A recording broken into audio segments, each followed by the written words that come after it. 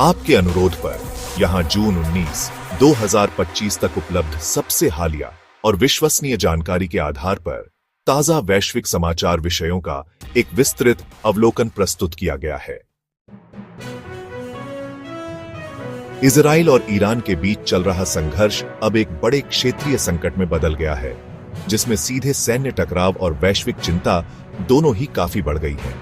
यह संघर्ष, जो पहले छाया युद्ध था, अब खुले टकराव में बदल गया है और 13 जून 2025 के आसपास तब और तेज हो गया, जब इजराइल ने तेहरान समेत ईरान के परमाणु और सैन्य ठिकानों पर बड़ा हमला किया। एक मानवाधिकार समूह ने बताया कि इजरायली हवाई हमलों के कारण ईरान में 239 आम नागरिकों और 126 सुरक्षा कर्मियों की मौत हुई है, जबकि इजरायली अधिकारियों ने इजराइल में कम से कम 24 मौतों की पुष्टि की है। ईरान के सर्वोच्च नेता अयातुल्लाह अली खामेनेई ने हार न मानने की कसम खाई है और चेतावनी दी है कि अगर अमेरिका हस्तक्षेप करता है तो अपूरणीय क्षति होगी। वहीं इजराइल के प्रधानमंत्री बेंजामिन नेतन्याहू ने कहा है कि इजराइल कदम दर कदम ईरान की परमाणु क्षमताओं को नष्ट करने की दिशा में आगे बढ़ रहा है। राष्ट्रपति डोनाल्ड ट्रंप ने सख्त रुख अपनाते हुए ईरान से बिना शर्त आत्मसमर्पण की मांग की है और चेतावनी दी है कि अमेरिका का धैर्य अब जवाब देने लगा है। संयुक्त राष्ट्र ने दोनों देशों की आलोचना की है कि वे आम नागरिकों को संपार्श्विक क्षति के तौर पर देख रहे हैं। यूक्रेन, चीन और दक्षिण कोरिया जैसे देशों ने इजराइल और ईरान में अपने नागरिकों के लिए यात्रा परामर्श जारी किए हैं, क्योंकि सुरक्षा स्थिति लगातार बिगड़ती जा रही है। The rapid escalation, raises concerns about a broader regional war, potentially involving the United States and allied forces. The conflicting casualty reports, along with the lack of independent verification, really highlight the challenge of assessing the true toll. Trump's aggressive posture, on the other hand, contrasts with G7 calls for de-escalation, and honestly, it suggests a pretty fragmented international response. The G7 summit, which was held in Kananaskis and Banff, Alberta from June 15th to 17th, 2025, was, really overshadowed by the Israel-Iran conflict and the shifts in United States policy under President Trump. Trump left the summit early to address the Israel-Iran conflict, skipping a session on Ukraine and a planned meeting with Ukrainian President Volodymyr Zelensky. Canada pledged $2 billion in military aid to Ukraine, but honestly, no unified G7 stance emerged because of Trump's reluctance to commit to new sanctions on Russia. The G7's inability to forge consensus just reflects deeper divisions, especially with Trump's America First approach. Russian President Vladimir Putin, in a call with Trump, expressed willingness to resume peace talks with Ukraine, marking a shift from his previous hardline stances.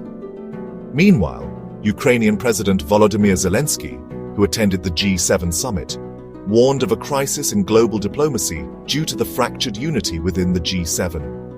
Zelensky also reported Ukrainian successes near Pokrovsk and Kupiansk, which are critical fronts in the Donbas region. Zelensky highlighted that rising oil prices, driven by tensions in the Middle East, could potentially strengthen Russia's war economy, as oil exports fund much of its military efforts. Trump's ambiguous stance on Ukraine, combined with his focus on the Middle East, poses a risk of undermining Western unity. The Health 20, or H20, summit, hosted by the World Health Organization in Geneva on June 19th and 20th, 2025, serves as a key platform for tackling global health challenges. Discussions at the summit include universal health coverage, vaccine equity, climate-related health risks, and antimicrobial resistance.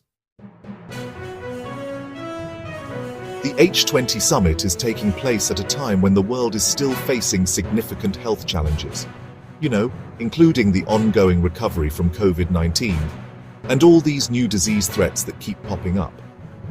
While the H20 summit is definitely an important platform, its recommendations might struggle to get much attention if leaders from the G20 and G7 are mostly focused on security and economic concerns. The upcoming interest rate decision by the US Federal Reserve is, well, really at the center of attention for global markets right now, especially with so much uncertainty both geopolitically and economically. A lot of analysts think the Fed might keep rates steady or maybe just tweak them a bit, trying to strike that tricky balance between keeping inflation in check and supporting economic growth. The Fed's decision, honestly, is going to have ripple effects all over the world, especially for economies that are closely tied to the US dollar.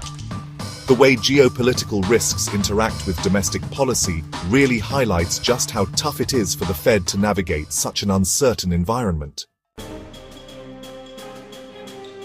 जून 19, 2025 को उत्तर Korea ने Pyongyang के पास कई rocket launch किए, जिससे क्षेत्र में तनाव और बढ़ गया।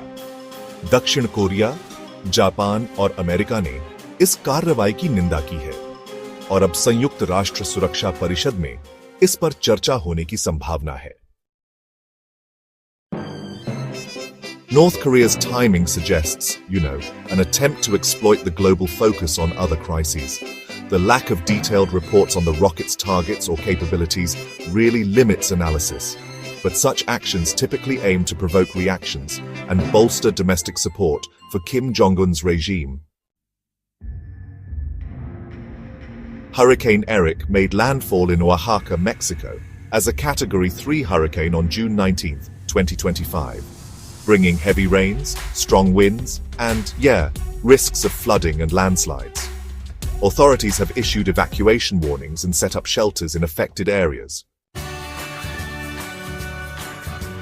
On June 19, 2025, a SpaceX rocket exploded during a test at its Texas facility with no injuries reported. The incident may delay SpaceX's development timeline for its Starship program, which is, critical for NASA's Artemis missions and Elon Musk's Mars ambitions.